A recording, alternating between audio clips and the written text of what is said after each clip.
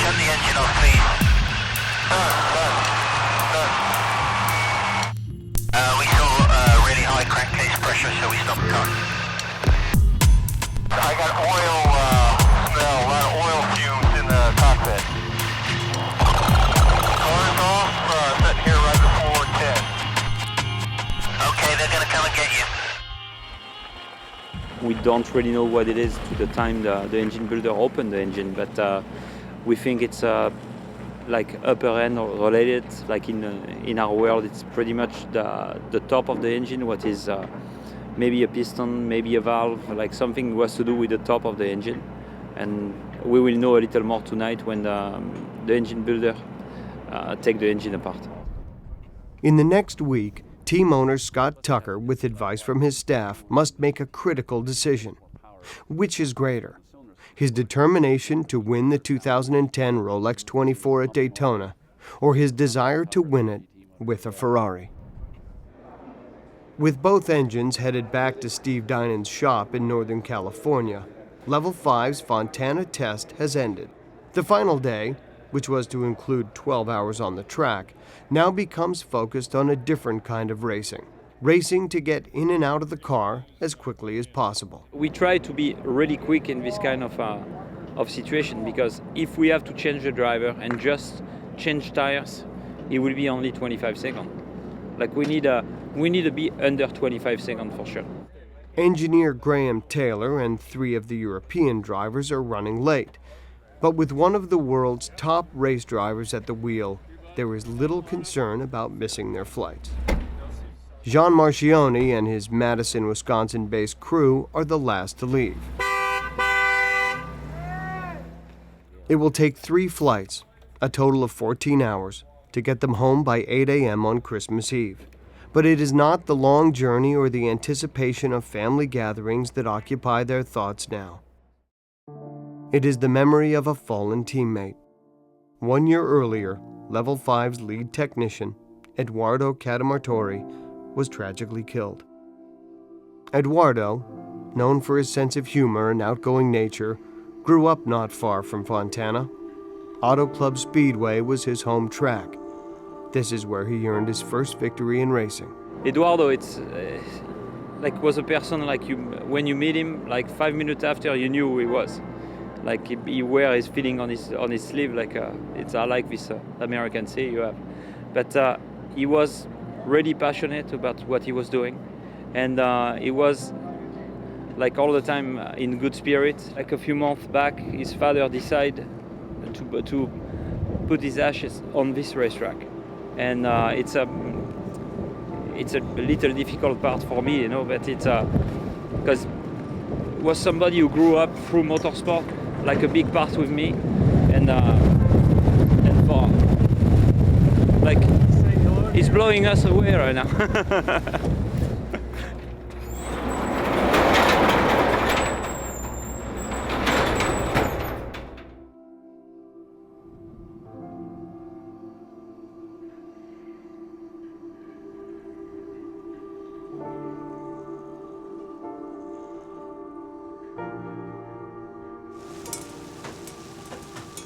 3 weeks before the race, Level 5 Motorsports arrives at an unusually frigid Daytona International Speedway for a final round of testing without the Ferrari engines. The decision was made that we want to have a good result here. We were already committed to 2 cars, and the best way to do that was just to take the Ferrari out, set it on the shelf, and move forward with 2 BMW tried and true engine packages. The reason you run a new motor in tests like that is you expect a failure with a brand new engine, and the goal is to identify what the weak link in the chain is, fix that, and then test it again and find the next weak link until you've increased the durability to the point where you think it's race worthy. The Dyna BMW engines are the engines that we've run last year.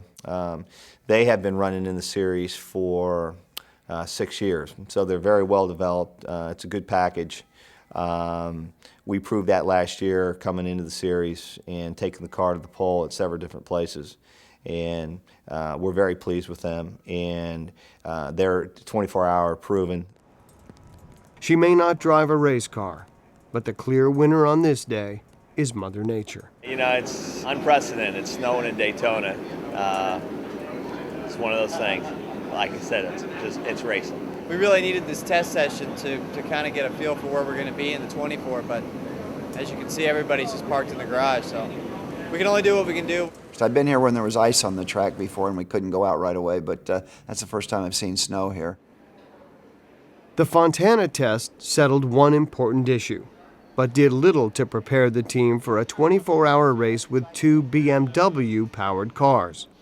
Behind the scenes, the concern is that by spending so much time testing the Ferraris, the ambitious and determined Scott Tucker has left team manager David Stone with an almost impossible task, and the weather isn't helping matters.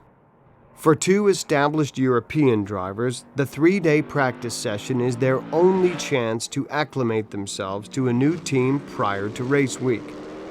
Sébastien Bourdais, a native of Le Mans, France, is a 4-time Champ Car World Series champion. He has 2 second-place finishes at Le Mans and won the total 24 hours of Spa in 2002 with Christophe Bouchou. I came twice here, in 05 and 06, and it was not the best experience ever, but the race is cool. I mean, it's one of these big classics that everybody wants to put on his resume, and I think it's, when you come here, you can feel the excitement and the fact that this one is not like any other, it's just like the big ones. Lucas Luhr, a native of Germany, is a former Porsche factory driver and longtime teammate of Sascha Maassen in the American Le Mans Series. Lucas was the Grand Touring Class winner of the Rolex 24 in 2001 and has captured 3 GT titles at Le Mans.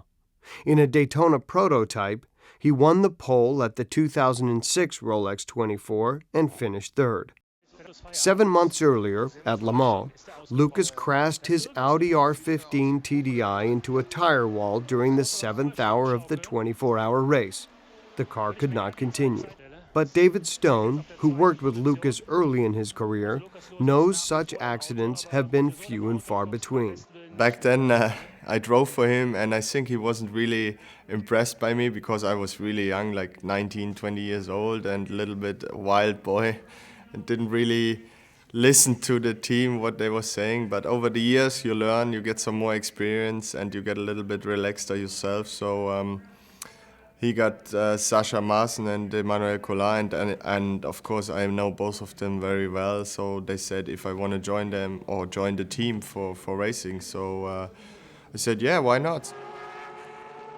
Lap times for the number 55 and 95 cars are among the fastest recorded during the practice sessions.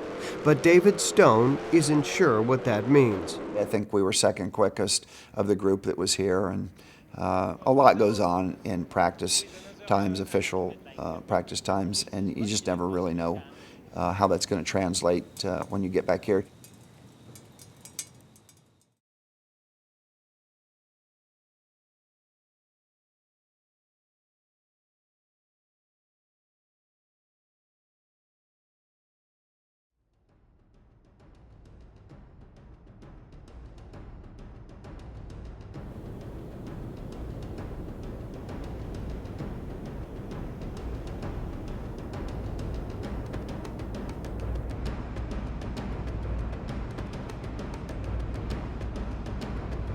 The team returns to Daytona as scheduled. There's no turning back. But the lingering question is, are they ready? Team manager David Stone approaches these final days of preparation with his usual dose of cautious optimism. The best thing about being a young team that's considered, an underdog, I love that, because it's when people tend to underestimate you, and I would always be happier being underestimated by my competition because, they may overlook something themselves while they're not considering you. As Level 5 enters the morning practice in preparation for the afternoon qualifying, the driver lineups for the race are set. Scott Tucker and Christophe Bouchou will drive both cars. The others will be divided according to height and size. Emmanuel Collard, Sascha Maassen, and Sébastien Bourdais will team up in the 55, the short car, while Ryan Hunter-Reay, Richard Westbrook, and Lucas Luhr will share the 95, the tall car. Grouping the drivers by body type makes it easier to find a compromise position for the pedals, seat, and steering wheel, which cannot be altered during the race. The only piece of equipment that can be easily adjusted during a driver change is the seatbelt. You have to make a compromise because every driver has something particular that he likes. One driver has a driving style that prefers a little bit more of a pushing car, or some other prefer to drive a loose car. And but then you have to find a car that suits everybody. This is not easy, and it has to be quick as well. I think also that's a little bit the key, you know. If you have 3 guys on a car, they are really get along with each other well. I think then everything is a little easier, you know. You don't have to fight each other. The drivers in the 55, on average, are older and more experienced. And with an accomplished mercenary assigned to lead the attack, it's clear this car is considered Level 5's primary weapon. The 3.5-mile road course combines the Tri-Oval Speedway and its 31-degree banking with a narrow but flat infield track and the tricky bus stop chicane. It's a unique course. It's fast. There at the start-finish line, we're doing about 200, which is about the maximum speed that we do in the Daytona prototype. But the banking is unique, and you can gain or lose a lot of time on the entrance of that. So that is probably the most technical part of the course, the entries to both of the bankings, because of the speed that you can win or lose there. Our top speed, lap time-wise, isn't the best yet, but this is only the second priority, because in this race we have to survive for 23 hours, and our car is good to do that. Qualifying for the Rolex 24 is just 4.5 hours away. For engineers Graham Taylor and Jeff Brown, this is crunch time. They must precisely evaluate and make crucial adjustments to the 500 horsepower beasts on which their fortunes will ride. Firmly establish a positive rapport with the sometimes delicate egos who will clutch the reins for 24 hours, and most importantly, keep the cars out of trouble. For the 95, the race nearly ends before it begins. Because the Rolex 24 includes 2 competitive divisions, drivers of the faster Daytona prototype, or DP cars, must avoid entanglements with the slower Grand Touring, or GT cars. But as Lucas Luhr has been reminded, that is not always an easy task. I just was in the infield, coming out of the horseshoe, and there was a slower car to the right. I passed him, and then he turned in on me, and he hit my rear wheel, the right rear wheel, and spun me around. So, and it's quite quick there, so I hit the guardrail. And I hope there's nothing, major damage on the car. I'm upset, and I'm, sad for the guys. They have to work hard now. So, but they're good guys. They're gonna fix it. It's just racing, Racing, some things happen which you're not expect. That's it. Jeff Brown has been around long enough to know the difference between reacting and overreacting. Well, we're just going to go make sure it's all right. I'm sorry, but if you get hit there, what you want to do? I mean, nothing you can do. Don't worry about that. The reason why you are here is because you are a pro. Okay? And the initial diagnosis is encouraging. The car's back in the garage. We're going to assess the damage.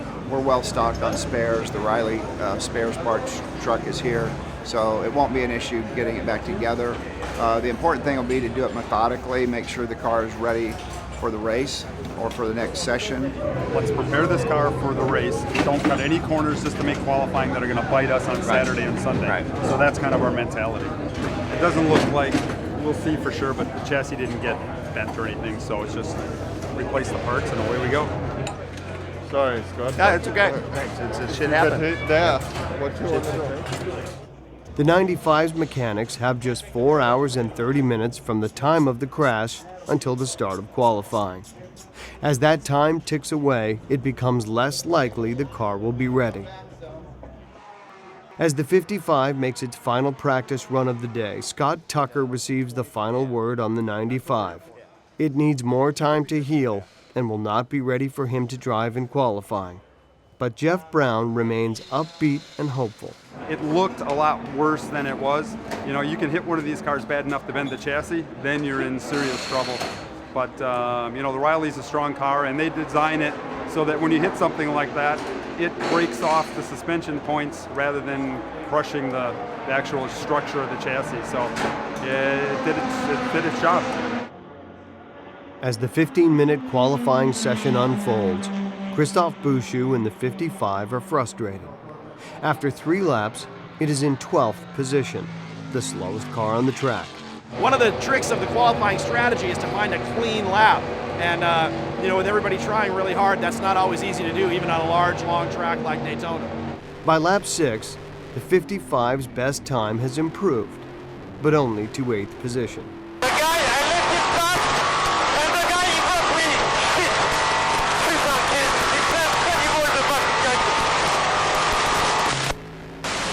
Don't worry, you got one more after this one. At least one more time after this one. Calm it all down and you can go again, don't worry. With the pressure on, Christophe Bouchou produces a final lap of 1 minute, 41.463 seconds. He will start the Rolex 24 in 6th position. Second flag.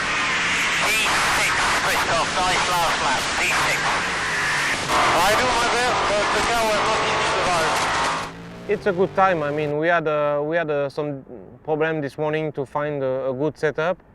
I give my best, but the car was pushing, and also the traction exit of slower corner was not wonderful.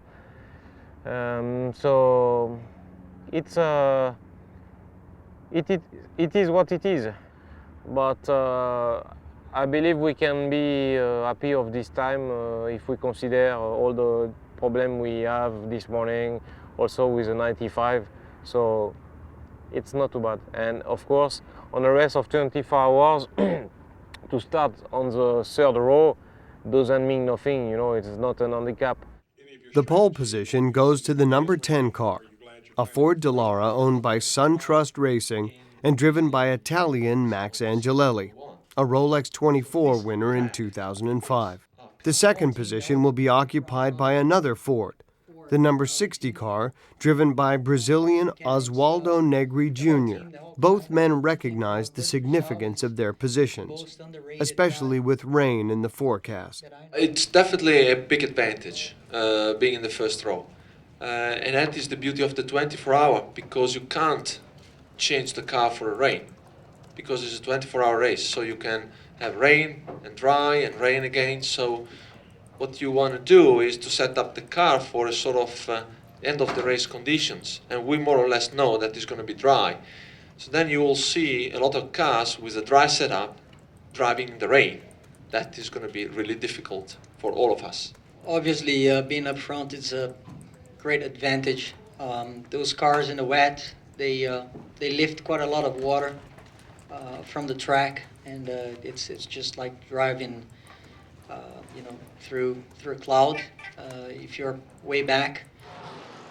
Well after the start of the nighttime practice session and nearly 8 hours after it plowed into the tire wall, the 95 is back on the racetrack. We had a problem with the installation of the flywheel, and the whole back half of the car had to come off. And in the end, we ended up losing about 10 or 15 minutes out of the final practice because of that. So clearly we wouldn't have made the qualifying, and we missed part of the practice. But we got out there and everything's fine. The 95 turns in the 6th fastest time during the 2-hour session. It's even faster than its stablemate. But when it starts the Rolex 24 with Scott Tucker behind the wheel, the 95 will assume the 13th position in the 15-car Daytona prototype field.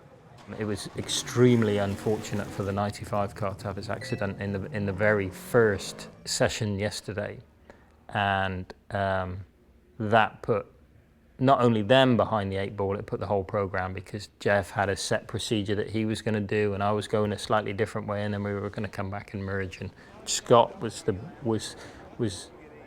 worst benefactor from all of that, because he got such little time in the car. To squeeze him in before the race start and the qualifying, etc., has been extremely difficult to do.